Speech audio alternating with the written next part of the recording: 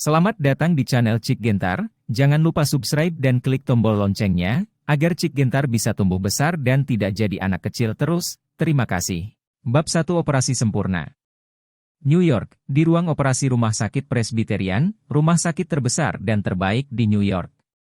Danie berdiri di depan meja operasi, memegang pergelangan tangan pasien di atas meja operasi dengan kedua tangan, berkonsentrasi merasakan kondisi pasien di depannya. Ini adalah kebiasaannya. Sebelum operasi, denyut nadi pasien harus diambil. Meskipun instrumen di ruang operasi sangat canggih, dia masih lebih percaya pada perasaan dari ujung jarinya.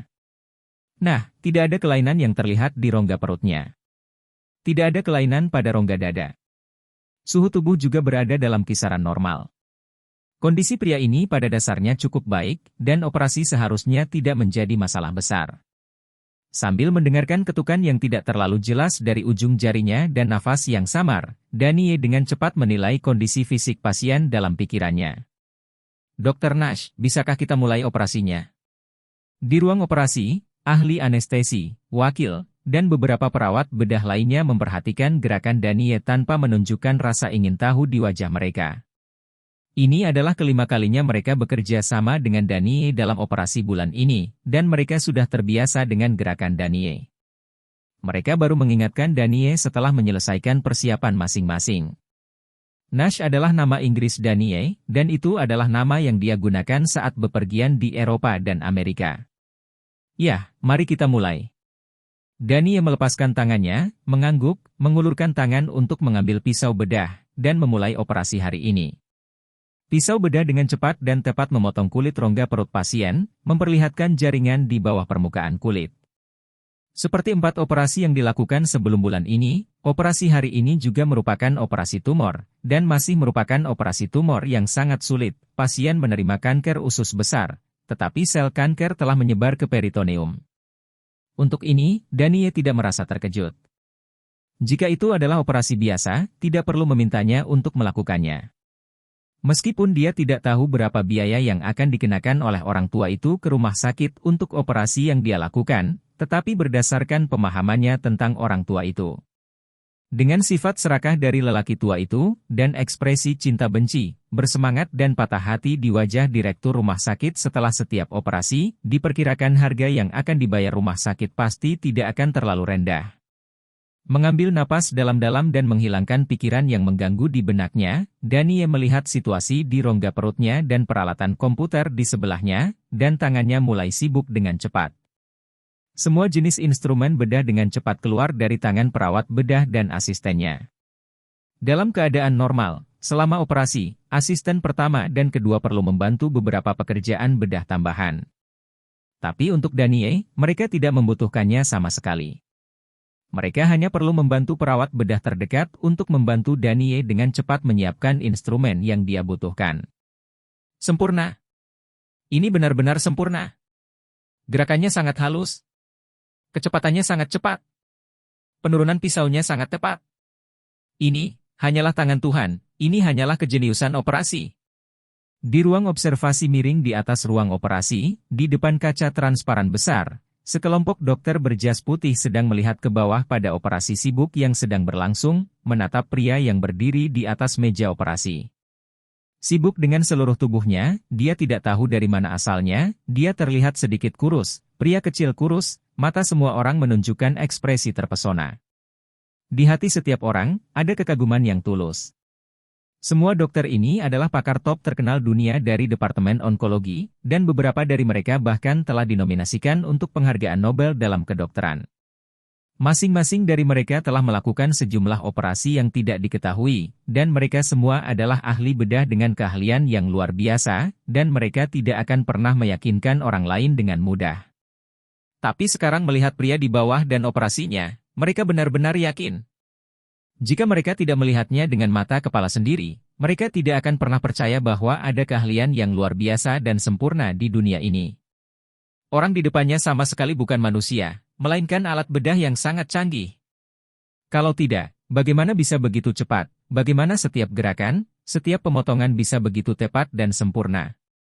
Bahkan jika mereka melihatnya dengan mata kepala sendiri, dan melihatnya lebih dari sekali, setiap kali mereka melihatnya, Mereka masih merasa sangat tidak nyata. Boom!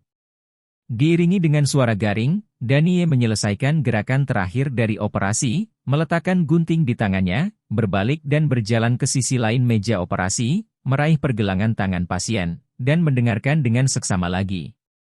Operasi selesai. Setelah mendengarkan sekitar 1 menit, wajah Danie benar-benar rileks, dan dia langsung mengumumkan akhir operasi yang sempurna. Dokter telah bekerja keras. Semua staf, semua orang memandang Danie dengan hormat, dan semua orang membungkuk secara spontan, termasuk ahli anestesi yang selalu menyendiri. Teknik luar biasa Danie, yang hampir sempurna, benar-benar menaklukkan mereka. Semua orang telah bekerja keras. Danie mengangguk dan memberi isyarat kepada mereka dengan senyum tipis di wajahnya. Meskipun operasinya hampir tidak pernah membutuhkan asisten, dan dia pada dasarnya melakukan semuanya sendiri dari awal hingga akhir, dia tidak pernah berpikir bahwa semua pujian untuk operasi itu adalah miliknya, apalagi meremehkan operasi itu. Dia tahu betul bahwa tanpa kerjasama dan bantuan dari staf tersebut, akan sangat mustahil baginya untuk menyelesaikan operasinya sendiri. Operasinya pada dasarnya dilakukan oleh dirinya sendiri, bukan karena dia sewenang-wenang dan tidak mau dilakukan oleh orang lain, tetapi karena hampir semua operasinya sangat berisiko dan sulit, dan setiap gerakan A membutuhkan gerakan yang sangat tepat, pada dasarnya hanya dia yang bisa melakukannya sendiri. Meninggalkan ruang operasi dan pergi ke ruang ganti untuk berganti pakaian steril, Danie tiba-tiba merasa seolah-olah beban berat telah diangkat dari seluruh tubuhnya. Sementara dia benar-benar lega, dia juga merasakan gelombang kegembiraan yang luar biasa. Kelelahan. Selama hampir 4 jam, dia mempertahankan konsentrasi mental kekuatan tinggi, ketegangan tingkat tinggi, dan terus melakukan gerakan dengan presisi tinggi, kecepatan tinggi. Ada beberapa orang luar biasa yang tidak tahan.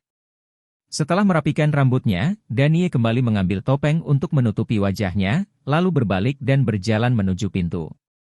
Dr. Nash, halo, saya Dr. Rex, seorang ahli di Departemen Onkologi Rumah Sakit. Saya memiliki beberapa pertanyaan tentang pembedahan. Saya ingin bertanya kepada Anda. Bisakah Anda meluangkan waktu sejenak dan memberi saya beberapa saran? Dr. Nash, saya. Danie baru saja muncul di pintu ruang operasi ketika dia langsung dikelilingi oleh sekelompok dokter berjas putih dengan wajah fanatik. Sebagai ahli top di bidang ini, orang-orang ini semua terobsesi dengan obat-obatan, memiliki bakat yang tak tertandingi dalam pengobatan, atau orang-orang yang menyukai obat-obatan, baru saja melihat supernatural Danie setelah teknologi. Bagaimana mereka bisa menahannya? Masing-masing dari mereka merasa ada banyak pertanyaan di hati mereka. Mereka ingin bertanya kepada Danie, dan mereka semua merindukan nasihat Danie. Mereka semua berharap untuk meningkatkan keterampilan medis mereka ke tingkat yang lebih tinggi. Bab 2 Dokter Misterius. Maaf, semuanya, aku sedikit lelah sekarang dan aku ingin istirahat. Danie tertegun sejenak. Dia tahu bahwa akan ada beberapa masalah ketika dia keluar. Dia telah mengalami pengalaman seperti ini lebih dari sekali sebelumnya, tetapi dia tidak pernah berpikir bahwa kali ini akan ada pertempuran seperti itu. Tapi segera, dia mendapatkan kembali ketenangannya, mengangkat kepalanya dan berkata dengan tenang. Oke, dokter. Dr. Nash baru saja selesai operasi dan sedikit lelah, jadi jangan mempersulit Dr. Nash. Melihat orang-orang itu masih terlihat enggan dan ingin terus mengganggu, mereka merasakan kelelahan Danie, dan direktur rumah sakit yang sudah terbiasa dengan kebiasaan Danie buru-buru berinisiatif untuk membela Danie. Menghentikan para dokter gila itu. Terima kasih, Dean Blank. Danie menatap Dekan dengan penuh terima kasih. Sama-sama, ini yang harus saya lakukan, dokter. Merasakan rasa terima kasih di mata Danie, Dean Blank menunjukkan ekspresi bahagia di wajahnya, melambaikan tangannya berulang kali, dan menatap Danie dengan ekspresi bertanya di wajahnya.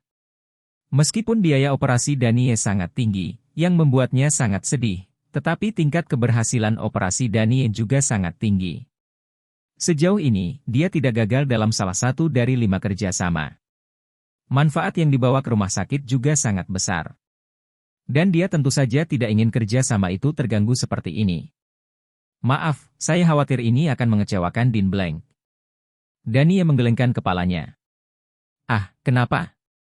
Blank langsung panik. Setelah beberapa operasi yang dilakukan oleh Danie, dia sangat memahami betapa kuatnya keterampilan medis Danie jika memungkinkan. Apakah karena uang? Jika harganya, kita masih bisa membicarakannya.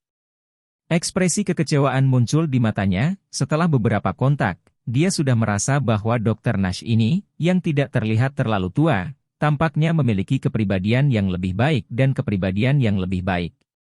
Oleh karena itu, dia mengajukan pertanyaan itu dalam harapan bahwa dia dapat langsung mendiskusikan kerjasama di masa depan dengan Danie. Dalam hal ini, mungkin mengurangi beberapa biaya.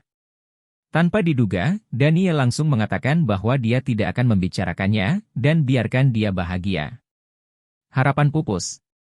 Memikirkan penampilan serakah dan serakah dari lelaki tua yang Danie bicarakan, lelaki tua bernama Nasi itu, Blank merasa pusing untuk sementara waktu.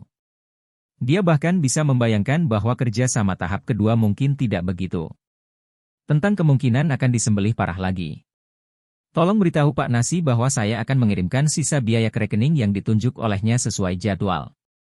Oke, terima kasih Dean Bland, saya akan pergi dulu. Danie mengangguk, lalu berbalik dan berjalan menuju gerbang rumah sakit. Dr. Nash. Tapi saat Danie baru saja mengambil langkah, teriakan yang agak tergesa-gesa tiba-tiba terdengar. Hah? Danie menoleh dan melihat ke arah suara itu dengan sedikit keraguan. Dr. Nash, bisakah kami melihat wajah aslimu di Gunung Lu? Yang berteriak adalah seorang dokter yang keluar dari ruang operasi dengan tergesa-gesa. Dia adalah asisten pertama yang langka dengan wajah Asia di rumah sakit ini. Merasakan tatapan Danie, wajahnya yang cemas dan gugup tiba-tiba menjadi lebih tegang. Tapi dia masih mengumpulkan keberanian untuk mengatakan apa yang ingin dia katakan.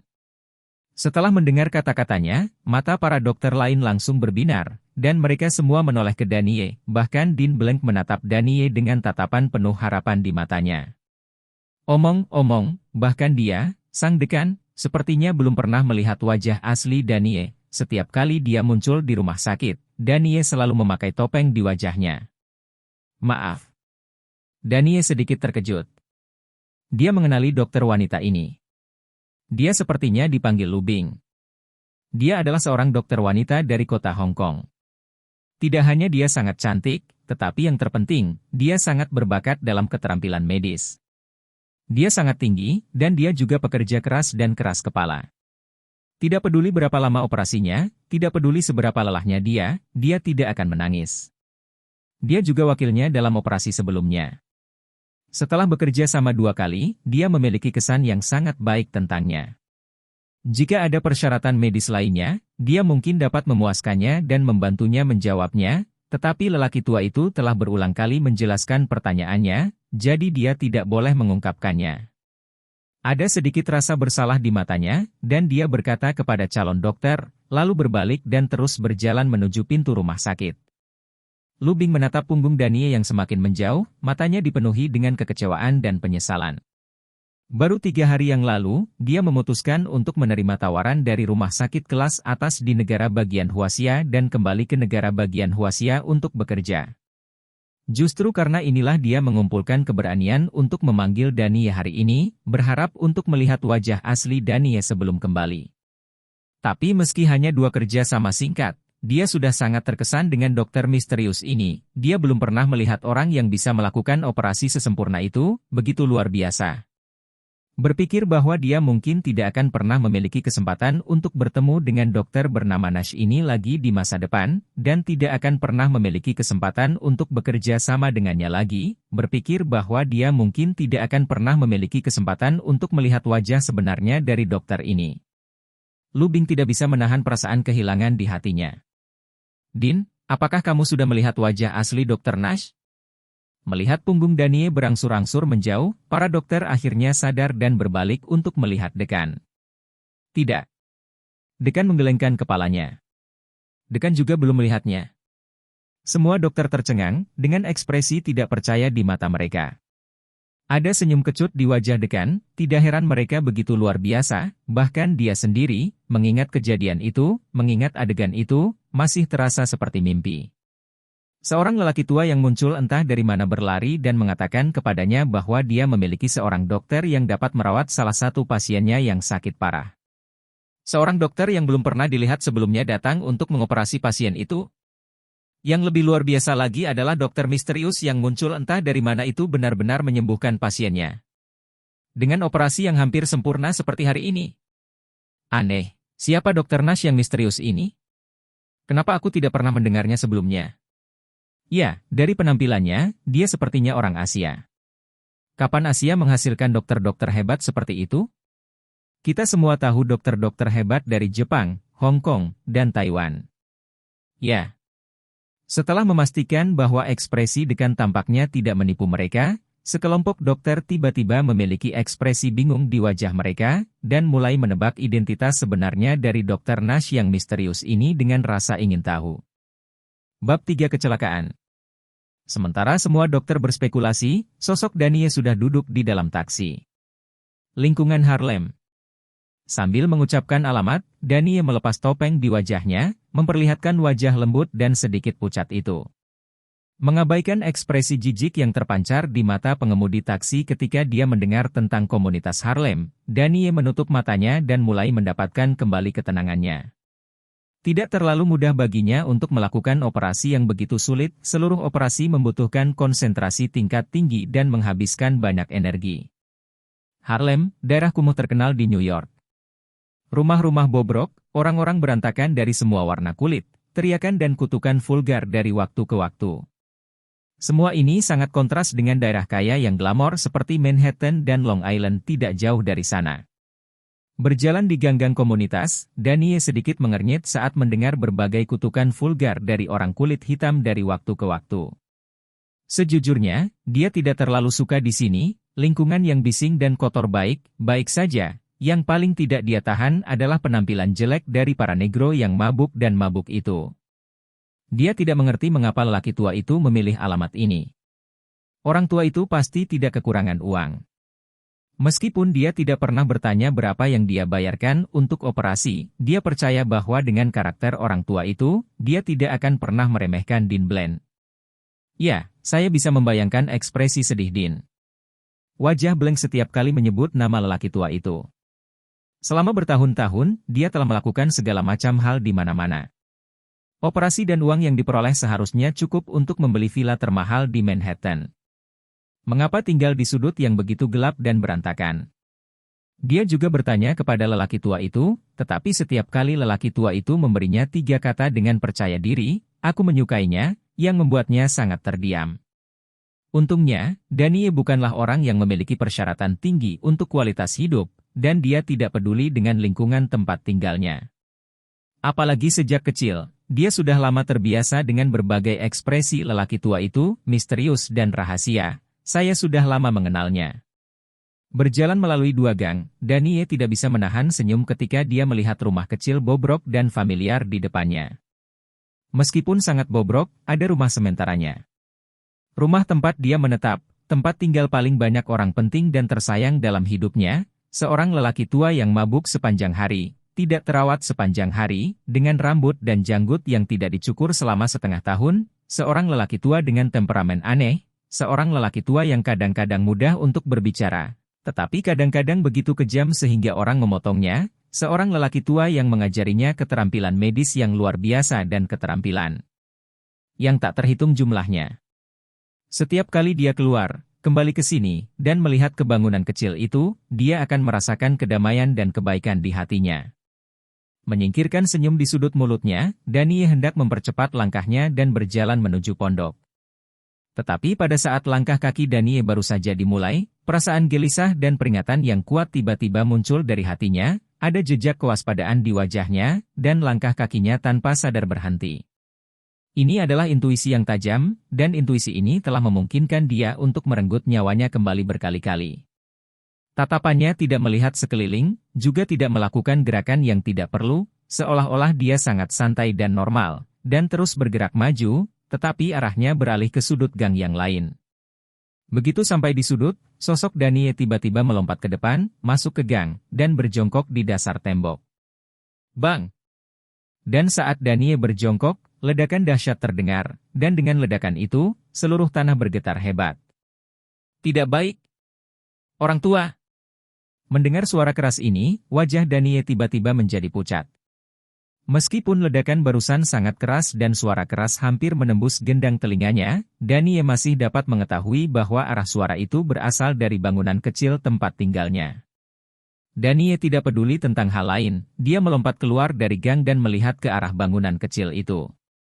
Di arah bangunan kecil itu, ada kepulan asap dan debu yang mengepul, tidak hanya bangunan kecil itu, tetapi juga dua bangunan kecil di sebelahnya, semuanya runtuh dan berubah menjadi reruntuhan, atau dengan kata lain, berubah menjadi reruntuhan.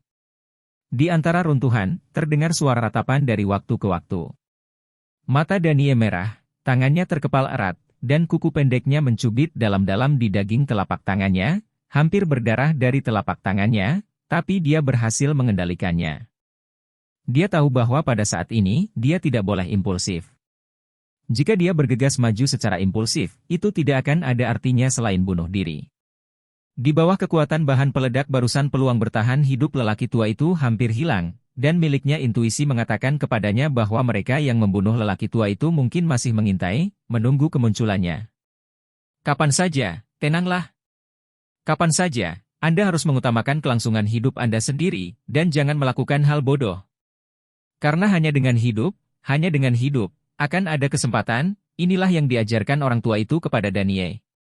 Tapi saat ini, Danie hanya merasa lebih tidak nyaman daripada kematian.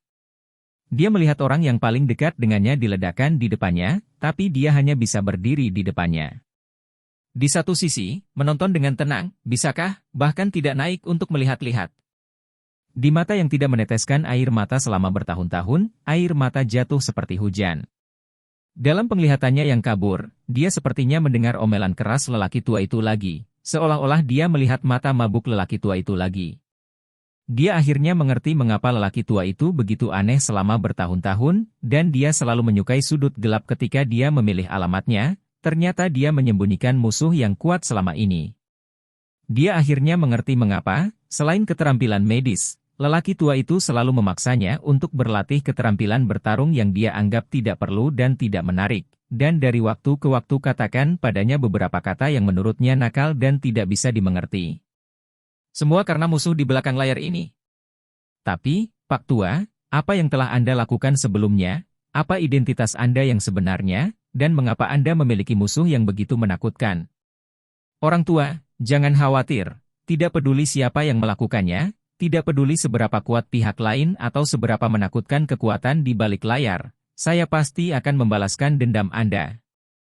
Untuk waktu yang lama, Danie melihat reruntuhan yang berangsur-angsur menetap, melihat semakin banyak orang berkumpul untuk menyaksikan kegembiraan, dan mendengar sirene yang semakin dekat dan semakin cepat. Danie berbalik dengan tegas, meninggalkan tempat kejadian, dan berjalan ke ujung gang.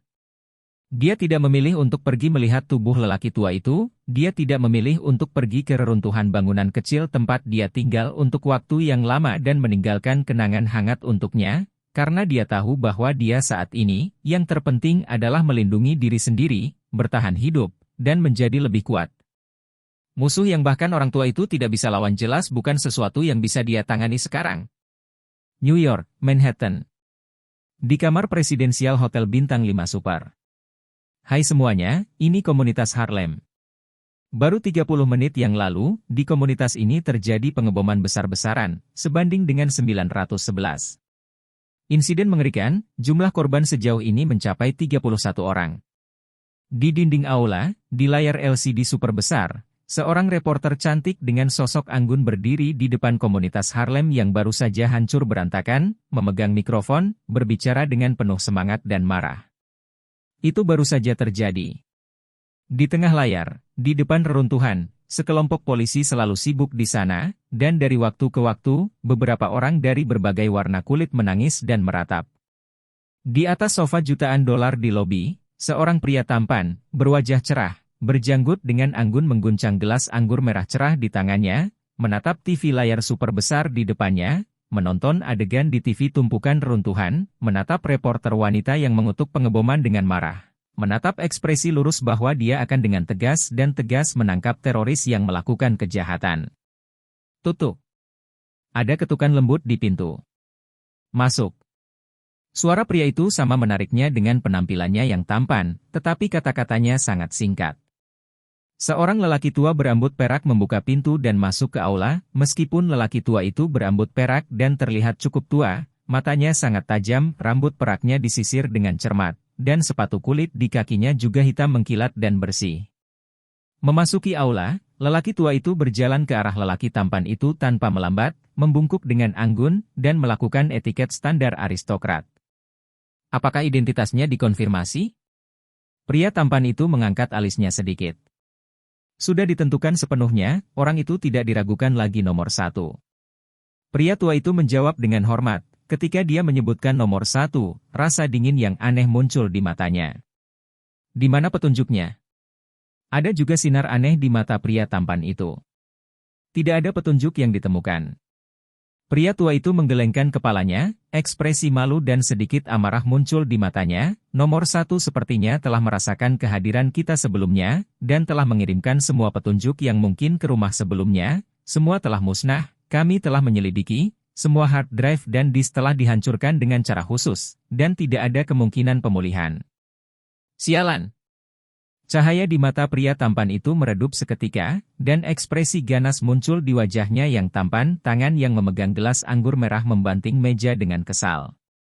Periksa aku, periksa semua tempat yang dia tinggali selama ini, periksa semua yang dia miliki, aku tidak percaya dia benar-benar tidak dapat meninggalkan jejak sama sekali. Tidak ada jejak di dunia ini dapat dihapus sepenuhnya. Apalagi, saya tidak percaya dia mau meninggalkan jejak. Di mata pria tampan itu, ada cahaya suram dan dingin. Ya. Ekspresi lelaki tua itu tertegun, dan dia menjawab dengan hormat. Bab 4 Insiden Pembajakan.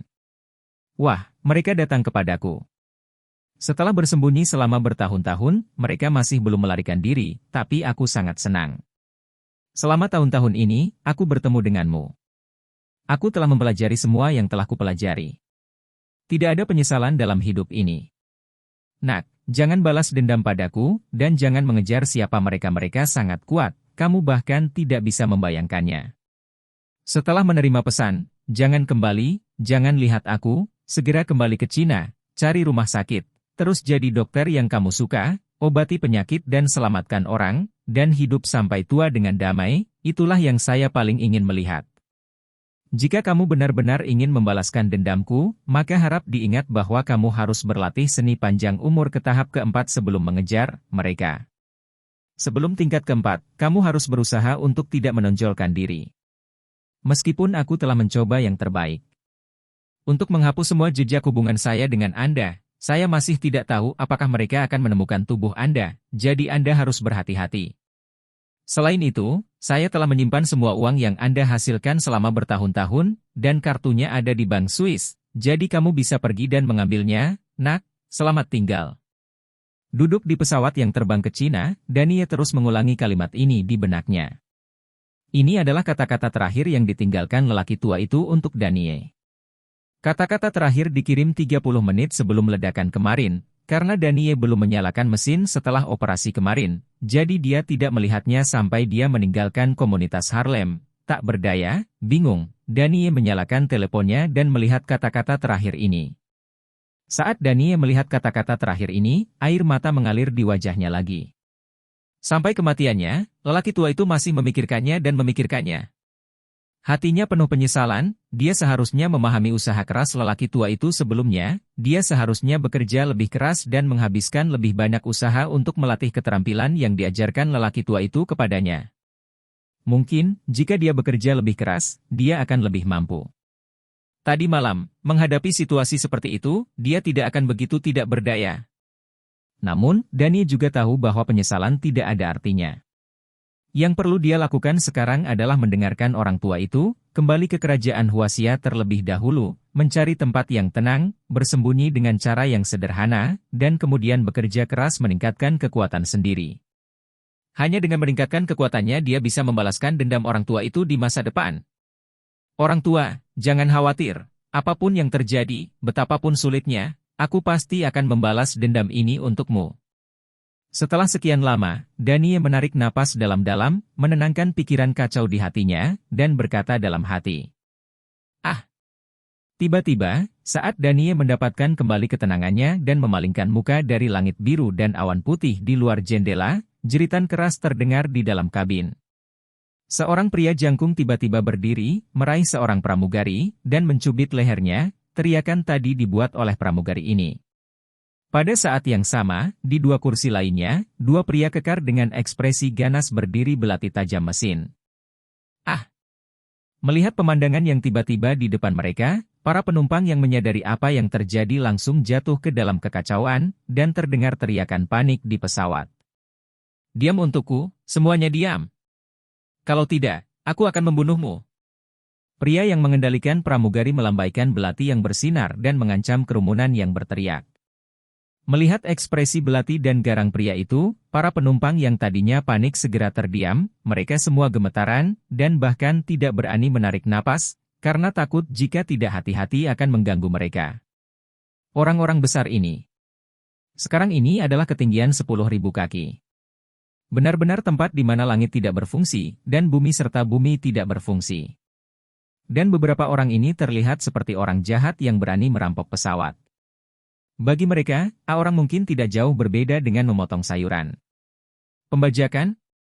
Duduk dengan tenang di kursi, Danie diam-diam memperhatikan gerakan orang-orang besar itu. Jejak permusuhan muncul di kedalaman matanya. Dia sangat kesal sekarang dan perlu curhat. Orang-orang ini datang ke pintu Anda. Melihat semua orang terdiam, wajah ketiga lelaki kekar itu menunjukkan ekspresi puas.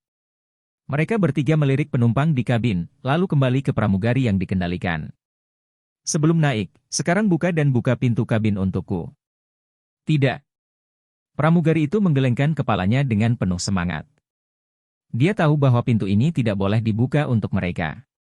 Begitu dibuka, orang-orang ini dapat membahayakan keselamatan awak di dalam, dan begitu keselamatan awak terancam, semua orang di seluruh pesawat semua orang dalam bahaya.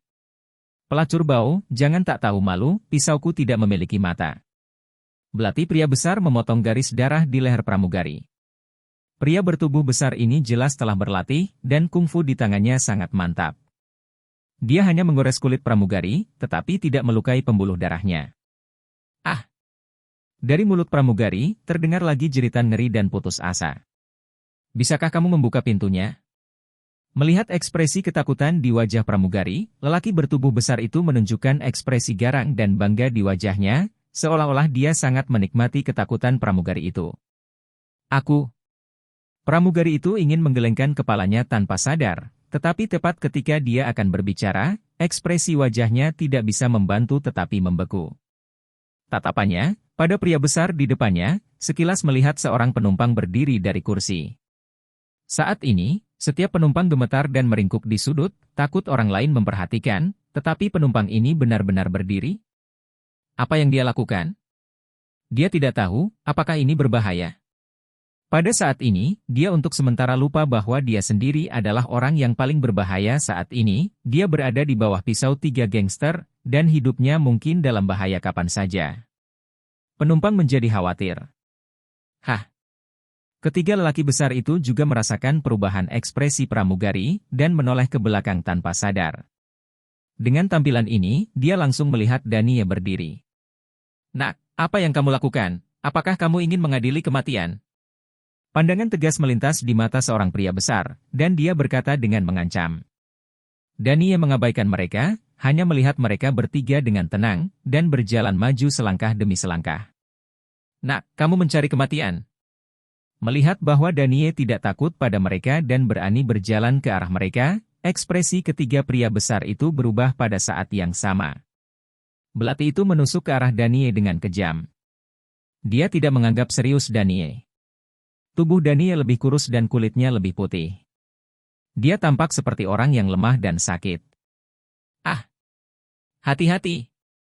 Pramugari dan beberapa penumpang mengeluarkan seruan hampir bersamaan, dan mata semua orang terpejam hampir bersamaan. Semua orang tidak tahan menyaksikan adegan berdarah yang mungkin terjadi selanjutnya, dan tidak tahan melihat Danie dibunuh pria besar itu menikamnya sampai mati dengan belati. Namun, adegan berdarah yang mereka harapkan tidak terjadi. Saat belati pria besar itu hendak menusuk Danie, sosok Danie tiba-tiba berputar dengan aneh, hanya menghindari belati itu, dan pada saat yang sama, pukulannya menghantam tubuh pria besar itu dengan keras. Tinjunya yang tampaknya tidak signifikan meledak luar biasa dengan kekuatan ledakan yang sangat besar, langsung meledakkan pria jangkung dan kuat itu ke udara, dengan kejam menghantam lantai pesawat. Semua orang tidak bisa menahan diri untuk tidak terkejut. Kedua pria besar itu juga muncul di saat kesurupan. Dan pada saat ini, sosok Danie tiba-tiba bergegas menuju pria besar yang menyandera pramugari, seperti anak panah yang terbang dari talinya. Anak laki-laki. Saat sosok Danie bergerak, pria kekar itu akhirnya sadar. Ekspresi tegas muncul di wajahnya, dan dia tanpa sadar ingin menebas belati ke arah pramugari, ingin menggunakan pramugari untuk mengancamnya bangunkan Dani. Namun, sebelum dia bisa menggerakkan tangannya, dia merasakan kekuatan besar datang dari bahunya, dan seluruh lengannya sepertinya terpotong. Belati di tangannya terbang keluar, dan tangan pramugari juga mengendur. Ketika dia sampai turun, sebelum dia bisa bereaksi, dadanya terasa seperti dipukul oleh palu yang berat sekali lagi, dan seluruh tubuhnya terbang keluar dengan ganas, membentur lorong. Setelah merobohkan dua pria besar berturut-turut dan menyelamatkan pramugari, ekspresi Danie sedikit rileks. Dia melirik pramugari untuk memastikan dia baik-baik saja, lalu mengalihkan pandangannya ke depan lagi. Pria terakhir. Bab 5 Insiden Pembajakan. Kamu. Pria besar terakhir memandang Danie dengan ngeri, tangan yang memegang belati mulai bergetar, dan sosoknya tanpa sadar mundur, tapi sayangnya, di belakangnya ada pintu kabin, dan tidak ada tempat untuk mundur. Dan pada saat ini, sosok Danie, seperti caitah yang gesit, berlari ke arahnya. Bang! Tanpa perlawanan apapun, sosok pria besar itu menghantam Palka dengan keras, lalu jatuh ke tanah. Danie tidak melihat ketiga pria besar yang tergeletak di tanah tanpa mengeluarkan suara. Sebaliknya dia melihat ke arah pramugari yang tertegun dengan ekspresi tidak percaya. Apakah kamu baik-baik saja? Aku, tidak apa-apa. Pramugari akhirnya sadar dan tergagap. Apakah ada kasah hemostatik atau sesuatu di pesawat?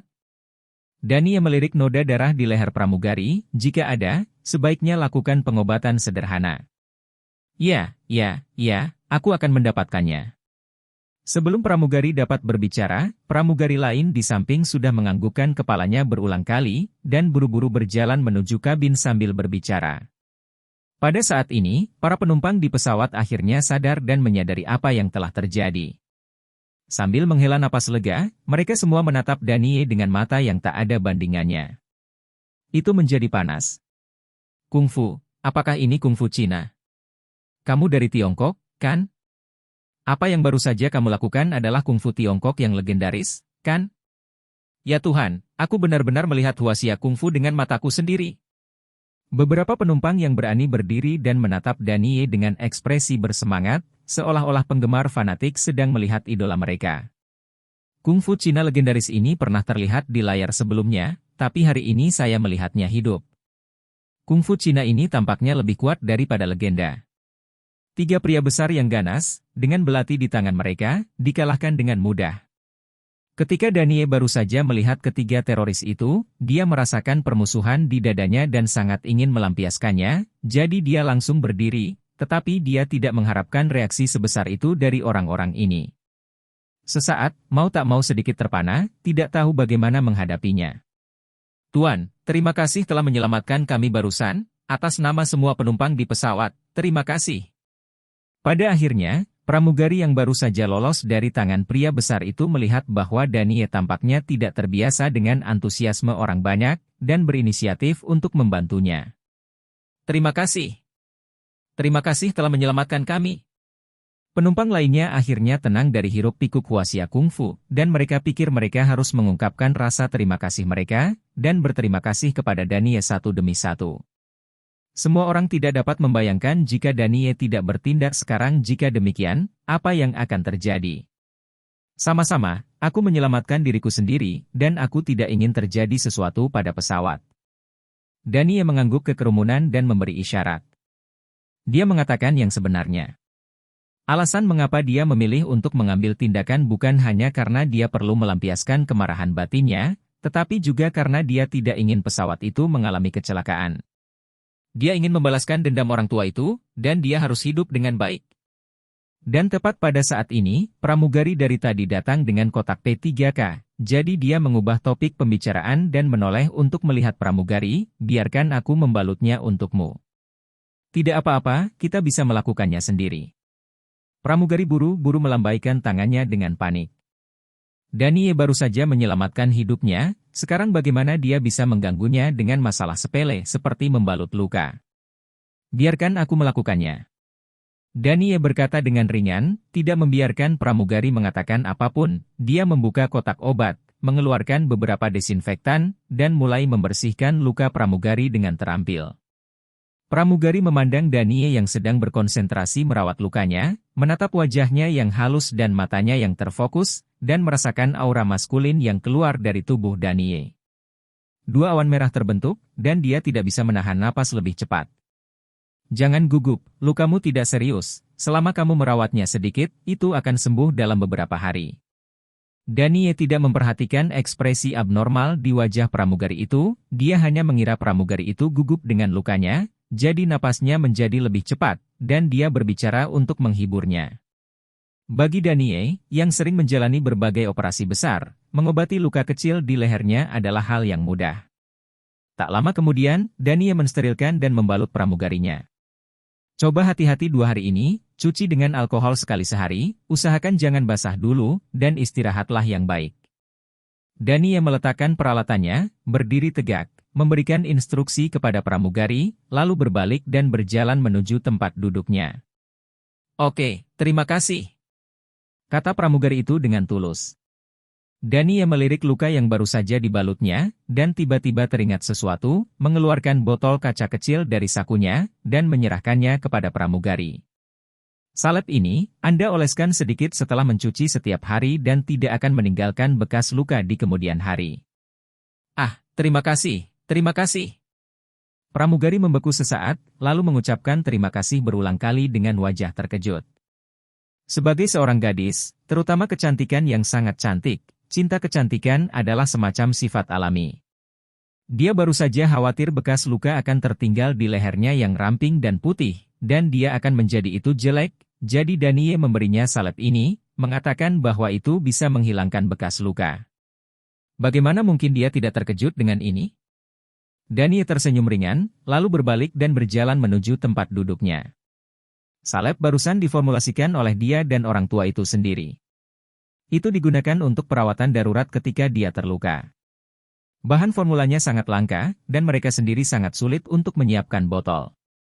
Dalam keadaan normal, dia tidak akan memberikannya kepada orang lain dengan mudah, tetapi baru saja ketika pramugari menghadapi ancaman dari ketiga pria besar itu, dia tetap dengan keras kepala bersikeras. Dia tergerak oleh kualitas bersikeras untuk melindungi keselamatan awak dan penumpang. Di dalam kabin. Tuan. Pramugari memegang botol kecil salep dengan erat di tangannya, dan menatap punggung Danie. Dia ragu-ragu dan berjuang untuk beberapa saat di matanya yang indah, dan akhirnya mengumpulkan keberaniannya dengan wajah memerah, dan menoleh ke Danie. Danie. Danie berteriak. Hah? Ada lagi? Danie berhenti, menoleh, dan menatap pramugari dengan curiga. Terima kasih banyak telah menyelamatkanku hari ini, bisakah kamu memberitahuku, siapa namamu?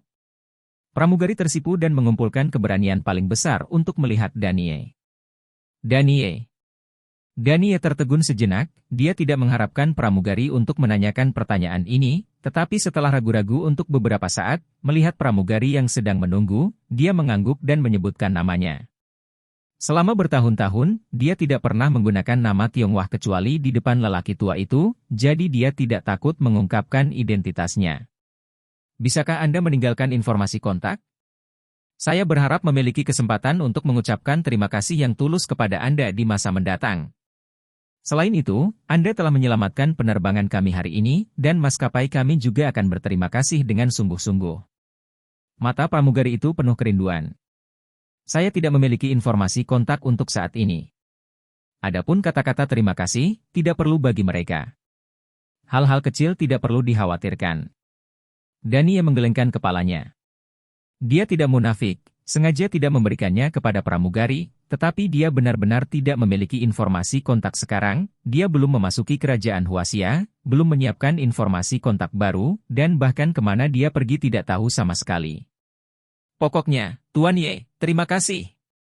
Pramugari tidak tahu apa yang dipikirkan Danie, dia hanya berpikir bahwa Danie tidak mau mengungkapkan identitas dan informasi kontaknya, dan ekspresi kekecewaan muncul di matanya, tetapi dia masih bertanya kepada Danie lagi, menyatakan terima kasih.